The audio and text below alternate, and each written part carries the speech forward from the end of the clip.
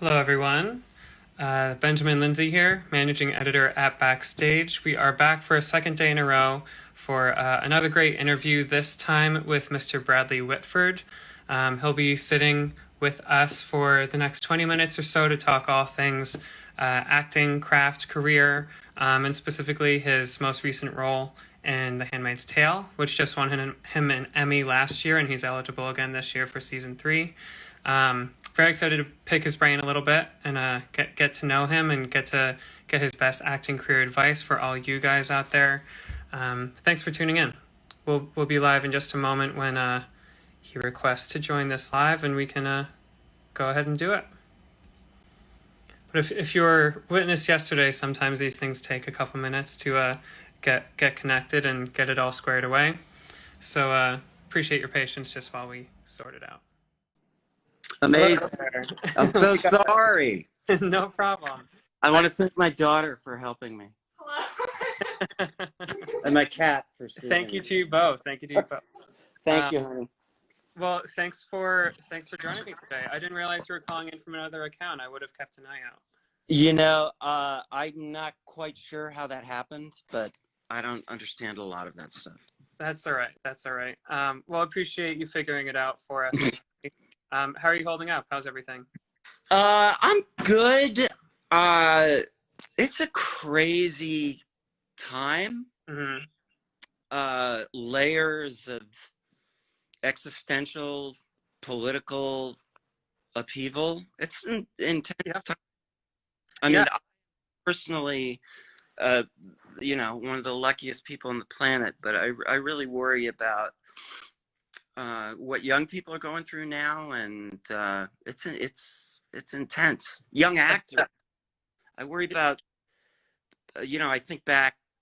You know, I got a part out of acting school. Which turned into an amazing experience. If I had done that play and a week into it, it shut down, and the business stopped. Right. I don't know if I would have gotten the momentum, you know, to be an actor. So I'm worried about that for people out there. Yeah, I mean, we're coming up on a few months of this now, and it's pretty insane, and not to mention everything else that's going on in the world. So that's just the tip of the iceberg. It's crazy times, but during these times, we do need, or at least appreciate, an excuse for an escape from film, television, and so. Regardless of what's happening in the world, I do appreciate you finding the time to chat about what you do for a living. It's not insignificant, certainly. Well, yeah, I can't wait to get back. Yeah. Well, but speaking of getting back, how far along were you in the Tick Tick Boom project before the shutdown? You know, I was supposed to go shoot there about a week after we shut down. Okay. So I have not shot anything.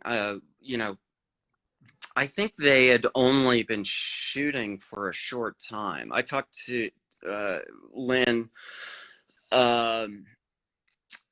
just for a second when they shut down. But I had not shot anything. I was up in.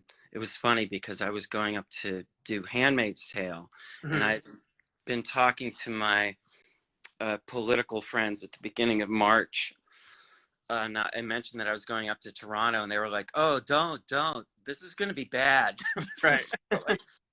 And we got up there. We were doing the first and second episode of Handmaid's Tale.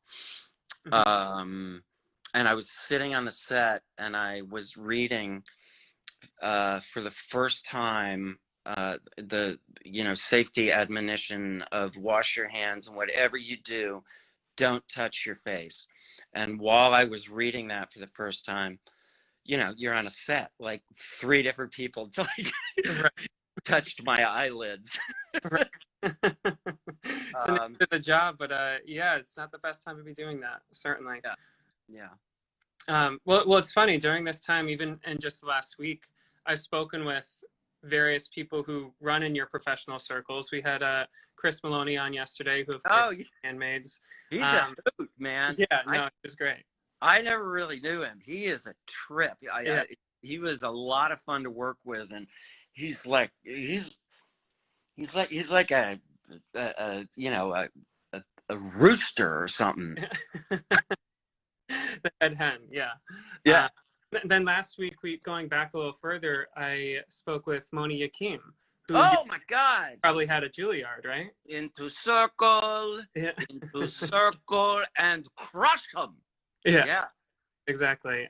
Yeah, he sat with us for kind of a hour-long Zoom seminar, like a educational kind of thing. It was great. It was great. I'll tell you, Moni is one of the greatest teachers, greatest guys. When I was there, Juilliard was a bit of a head trip. And he was this wonderful kind of joyous island of sanity. Yeah. And he's intense. He's a sweet guy, but he's not messing around. Oh, that's the impression I got anyway. Yeah. And I imagine, even looking back, that training at Juilliard, that's absolutely formative to what you're doing now all these years later. I'll tell you something funny that sort of has to do with what we're going through now, because given enough time, when time is freed up, one of the most disheartening things about the pandemic time, just on a personal level, is there are all these things that I was absolutely convinced that if I had the time to do, I would be doing, and I don't seem to be doing them. Yeah. And it's something I hate, because coming up as an actor, my biggest regret is you go through those times where you're too unemployed to read, like you're depressed to use the time that you have to, like, go to the museum or do something constructive. But I was thinking that, like, what does a perfect day look like? And the perfect day for me was like the first year at Juilliard, where you would have this wonderful movement class first thing, then you would do a voice class, and that would be the way you woke up. That was your morning. That was like from 9 to 10:30, and that was Moni. Yeah. That's not a bad way to start the day, certainly. Yeah. Way to wake up. I am curious. I mean, we're getting a bunch of comments on this live right now, just reflecting on your biggest roles. And there's no doubt how varied a resume that you've built over the years. Did you have any indication when you were first getting that training what you wanted your career to look like, whether it be comedy, drama, or are you surprised by the opportunities that these years in the industry have fostered? I'm honestly, the older I get, the more grateful I am for these opportunities that I've gotten. I think I'm greedy in terms of the variety of experiences I want to get.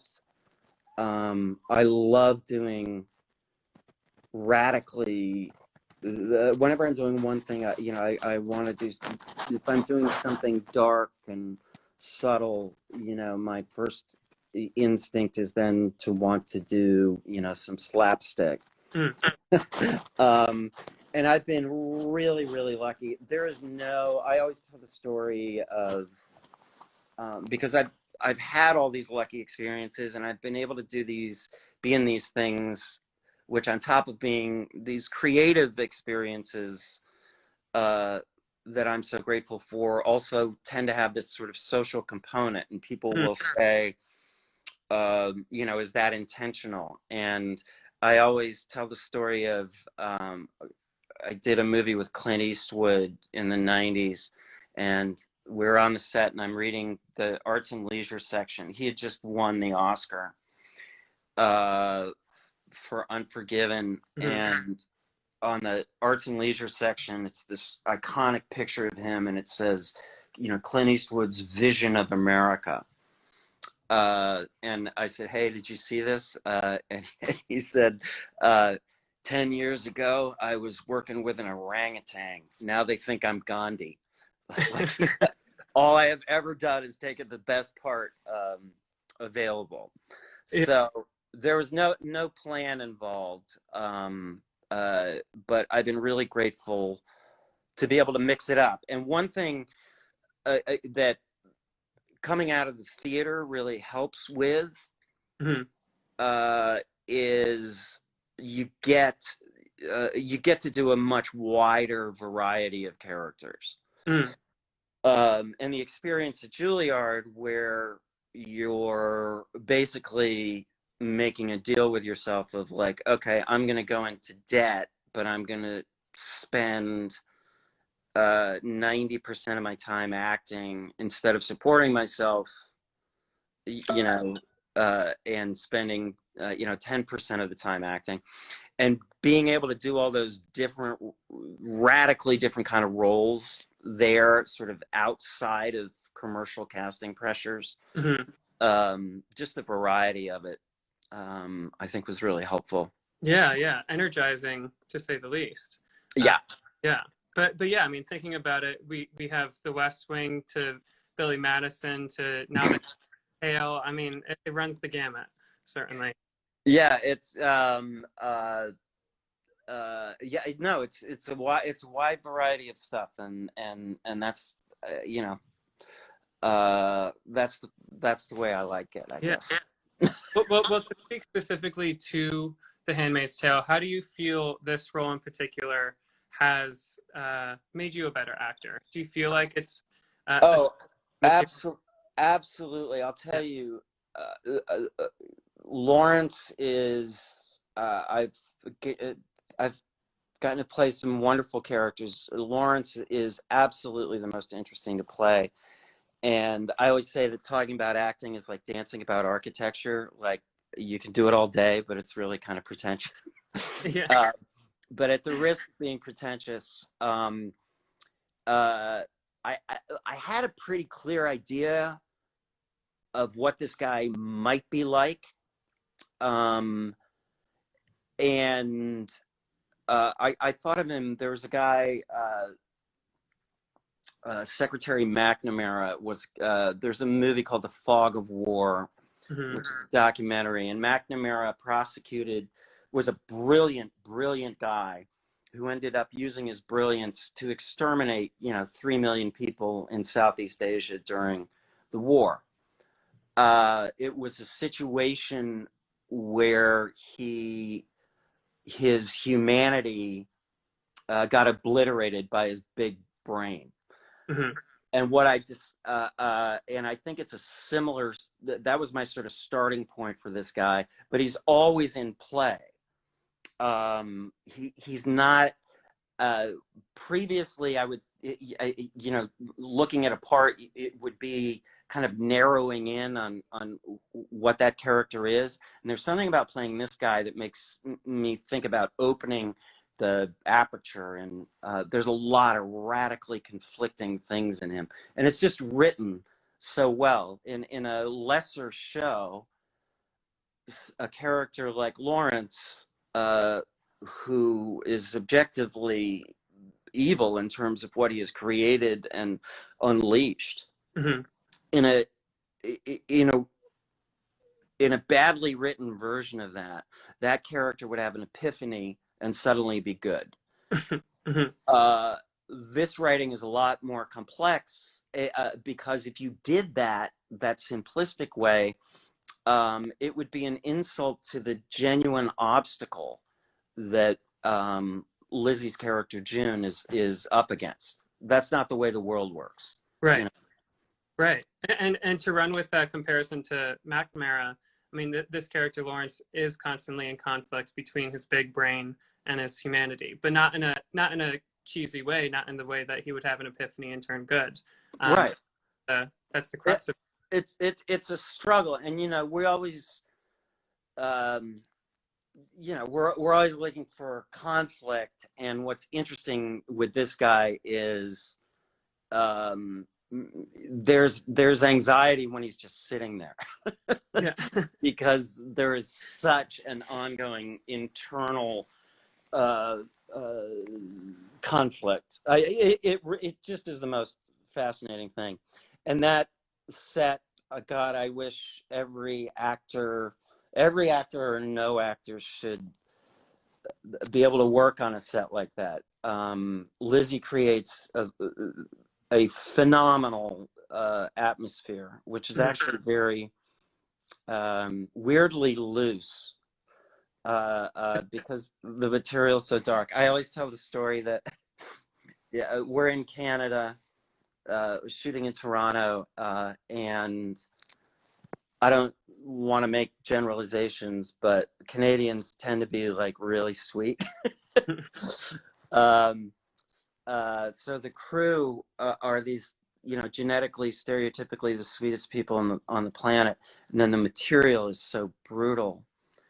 So you'll hear things like, "Okay, I don't want to rush you, but I think we should get the nooses on the girls." You know, you need to spread your leg. I'm sorry. You know, it's just this combination of courtesy and just incredibly dark stuff. That's great. Well, you need that buoyancy if you are gonna deep dive into that murkiness. I feel like Yeah. it helps you come out of it a little bit. Yeah. And I cannot, you know, Lizzie Moss, I met when she was 17 on West Wing. She's a great actor. I've never been more impressed by anybody in this business than Lizzie.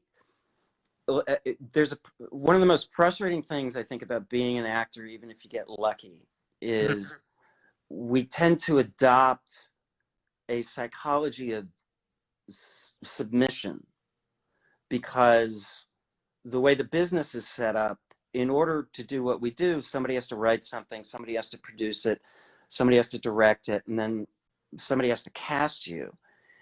And it's a very difficult thing to manage psychologically as an actor, because you're probably a pretty assertive person in some ways. Mm-hmm. And to see, you know, I've been an executive producer of shows that I've worked on. I have never been as involved as Lizzie is. Lizzie is in on every draft of the script. She knows the lenses, she knows the shots, and she was actually directing for the first time, and she was terrific. Yeah. Uh, No, I love her in anything she does. If she's in it, that's a safe bet that I'm gonna enjoy it. she's intense and and totally kind and loose. I keep saying she's doing, you know, Sophie's Choice, the series. I mean, it's incredible what she has to do. Yeah. And having to be that emotionally vulnerable can make you really grumpy. And I've been there for a couple of years and I've never seen it, ever. Yeah. That's great. That's great. I love her. To wrap this thing up, for our interviews at Backstage, which of course were about those career actors, career creators, I'd like to end this with our Backstage 5 questionnaire. So just a quick series of 5 questions to take a walk down memory lane, and then call it a day. But first of all, do you have a history at all with Backstage when you were first getting your start in the New York theater scene? You know, I had a funny thing with Backstage West, Yes. where I did my first job was Curse of the Starving Class with Kathy Bates at the Promenade. Okay. And it was an amazing time. And then they remounted the play in LA without Kathy Bates and with a new director. And it was one of these sort of really frustrating experiences when you try to recreate a wonderful experience. And I was doing an interview for Backstage West, and my brother is a journalist, and it was the first interview I ever did with anybody, and I was basically I sounded like a guilty tobacco executive. Everything I said to this reporter who's just trying to interview this young actor was like, "This is off the record. This is deep background." Anyway, I think I came off as a very paranoid person. But yeah, I get Backstage. I pick it up every week. Yeah, exactly. Well, I'll have to go back and find that interview, the redacted version. Yeah. Yeah. Also, looking back to that time, how is it that you first got your SAG-AFTRA card? How'd you join the union? I was at Juilliard, and I somehow got cast in a movie called Dead as a Doorman, which was an extremely low budget movie that was not very good. But that's where I got it. I have a funny story about that. The very first time I ever did anything on film was for this movie, and I had only done plays, and it's intimidating. Like you just wonder if you're going to be able to do it, or nerves going to take over, or are you going to be comfortable? And it was the first time I was being filmed, and the first thing was me on a phone call, and it was kind of a monologue into the phone, and they said, "Quiet, action." You heard the camera humming for the first time, and I start doing this monologue, and I realized that, oh my God, yeah, I know this, and I'm going to be able to do this, and I feel like my blood is flowing, and I have this incredible wave of confidence, like, oh my God, I'm doing this monologue, but I'm like, I'm going to be able to make a living at this. Yeah. This is so incredible. And I get cocky, and I like throw the phone in my other hand. I'm like playing with the props now. And I'm like, Jesus, you're like Marlon Brando. And like at that moment, the assistant director goes, "We got to cut. Brad's got nose hair. And and at the moment of my greatest arrogance, I had to have my nose hair trimmed in front of the crew. Well, you had to be taken down a notch. It's good to have that rush of confidence, but also you got to stay humble. You got to stay humble. Yeah, that's the lesson. Not bad. Do you have an audition horror story that you could share with us? Oh my God. Boy,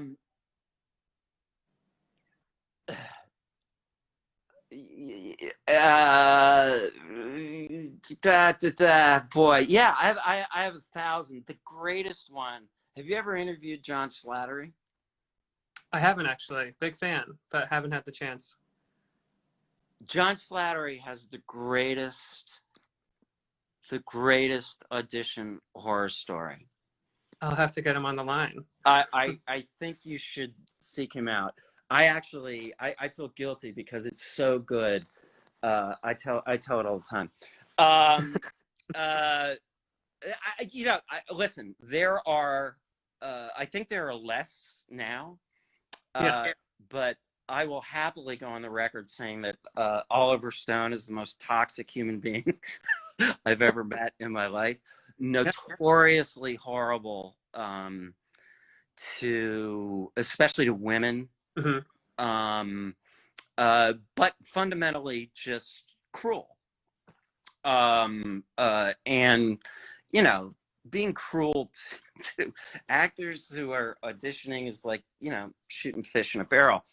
Right. Anyway, I was auditioning, I think it was Born on the 4th of July, and Billy Hopkins, who is one of the great casting directors, and there were those casting directors when I was coming up who were like Billy, who really wanted you to succeed and wanted to make sure you succeeded and didn't live in a state of fear that you were going to make them look bad. Right. And Billy was one of those great ones. And he was casting it, and he calls me and he goes, he's very intense. I'm just warning you, like you know, there've been some. I'm just warning you that coming in, don't expect him to be warm and fuzzy. And I walk in, and he was in like a kimono. Billy Hopkins is there. Oliver Stone's there. Oliver's itching his head over my resume. Long awkward pause. And then he goes, "Okay, read." And I was, yeah. I was prepared for this, so I start doing it. And he goes, "Stop, stop. Why are you sitting there?" And I said, "Oh, do you want me to stand?" He goes, "Yeah, it's a rally. It's a speech at a rally." And I was like, "Okay, you got it." So I stand up and I do it, and he's yawning and he's spinning his Rolex, and I'm just like, "Oh my God, I want to get out of here." Yeah. And I finish, I put it down, I walk out. He goes, "Stop." And just, I think, to torture me, he made me read a battle scene cold, which is just a bunch of description, like, and then, "Tommy, get on point. Give me a stick." You know, it was one of the worst experiences of my life. Fish in a barrel, truly. That's cruel. It's cruel. And all these people, listen, to all these actors out there, I'm a very lucky guy. These teachers who teach through a method of intimidation and cruelty, they're idiots. These directors who direct through intimidation and cruelty, they're idiots. It's not productive. And I get so upset when I experience it. And I used to feel insecure because I used to think I should be able to deal with that. I should be able to deal with, you know, a really hostile authority figure, you know, when I'm trying to act. And you're going to have to deal with it, but just know that they're wrong. There's nothing productive about it. Yeah. I really believe that. So all the actors tuning in out there, take that to heart, certainly. And I always say, like, I just want actors to know how everybody feels. Like, on a set, if anything, I am too much of a people pleaser, I think, kind of like a needy, you know, golden retriever puppy. Like, you know, I'm not somebody who like gets in fights, but I swear to God, anytime, and I get along with directors, but if I'm totally honest, anytime any director has ever said anything to me, I go through 3 silent beats. Fuck you. I suck. Okay, what? And I think that I truly believe that every actor goes through that. Most of us get to, okay, what? You know, there's some who live on I suck, and there's some wwho live on fuck you. But most of us get there. But it is totally natural when you are out there on a limb, to have, when someone comes up and goes, you know, I don't, you know, I don't really like what you're doing. Like, you're out on a limb, bravely. So there's always going to be this kind of gut punch that you just have to sort of manage and get to, okay, what, as fast as you can. Yeah. And obviously that's a lesson that you learn over time. And you probably learned it the hard way, given this career path. Yeah. Not bad. You know, Mike Nichols, I got to meet him once, and he used to say that directing, how to direct was always kind of bewildering to him, how to describe it, because he said it was kind of like sex, in that he was always the only one performing his role. He never saw anybody else do it. Was always just, you know, doing that, and never saw anybody else do it. And I said to him, yeah, well, on West Wing, we got fucked by a different person every week. Fair enough. Fair enough. Well, final question for you, and I feel like we're touching on this through the tail end of this conversation anyway. But I love hearing the advice that established actors would give their younger selves. So when you were first getting your start, what's something that you've learned over these years that would have come in handy when you were first hitting the pavement auditioning and whatnot?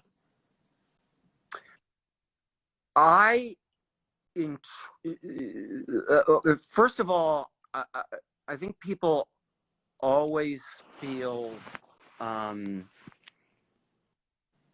like they should have more confidence than they have. And I like to remind people that there's nothing worse than a totally confident actor.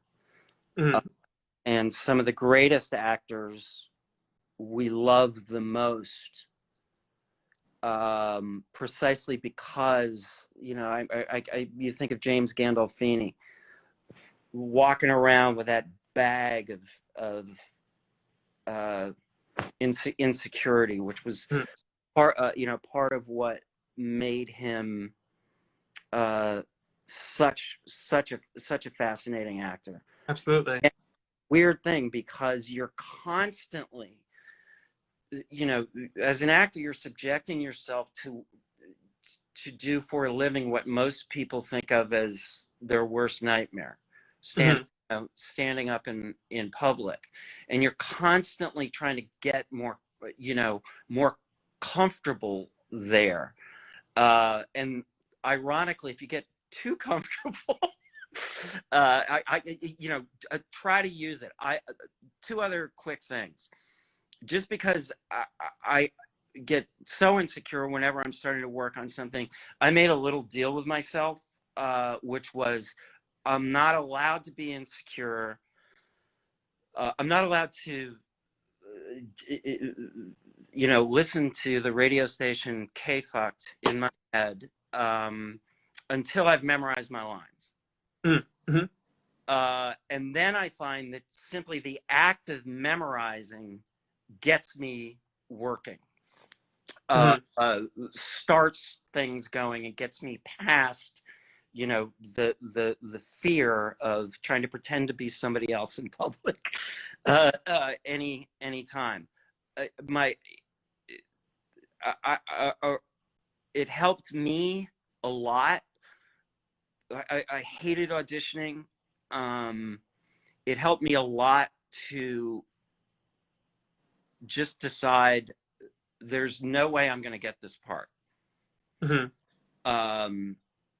And because of that, I'm going to, 99% of the time, you're not going to get it. So be selfish about that experience. I would way over prepare. I would try to make it an acting experience. Like, I'm not just going to go in, with the psychology of, I hope I'm going to get it. I'm going to be selfish about having an actual acting experience, and then not expecting to, and then, not expect the job. But that really helped me, because it made auditioning not a waste of time, but a kind of psychotic scene study. Yeah. Value you're getting based on whether or not you're getting value from it. Yeah. Yeah. And again, like, really, and you can't half learn it. That's the problem. Right. Pedal to the metal, know your lines, go from there. Gotta either be, it's always so interesting to me. I realize that the rehearsal process is basically like recovering from a stroke. Like, you go to the read through, and everybody sounds great. It feels really truthful, and it's really flowing. And then you start to break it down, and everything becomes totally self-conscious, and then you bring it back up to the sort of human flow of it all. And auditioning wise, like, you don't want to be caught in that middle place where you sort, Does that break down and then build back up, does that still exist today at this point in your career? Yeah. I mean, I don't have to audition as much, which is great. I mean, I hated auditioning with a passion. I mean, this is horrible, but when I was in New York, I ended up finding my cat. But I had a cat who jumped out a window, and I thought it was lost, and I ended up going to the ASPCA in New York, and I have a lot of rescues, and that place is just the saddest place on earth. And I was walking home, and I realized that's like the perfect metaphor for auditioning, because, as you know, if you're dealing honestly with not having a home, being thrown into a cage, you know, in the ASPCA in New York, you're going to be terrified, maybe angry in the back, snarling in the back of the cage. Which dog do you choose? You choose the oblivious idiot in front. Right. And I think auditioning, like, it's awful. And if you're dealing with it honestly, it should be awful. Who gets cast? You know, the person who just loves to audition. I hear you.